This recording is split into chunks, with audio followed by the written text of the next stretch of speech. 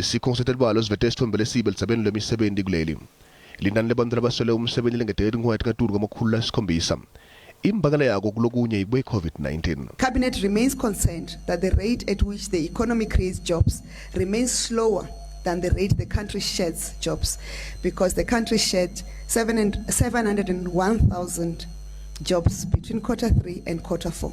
Although Q4 noted an increase in the unemployment rate, the percentage increase of 1.7% is still lower than the Q3 increase of unemployment of 9% to the unemployment rate. This shows that we are gradually getting to create jobs more vigorously as an economy.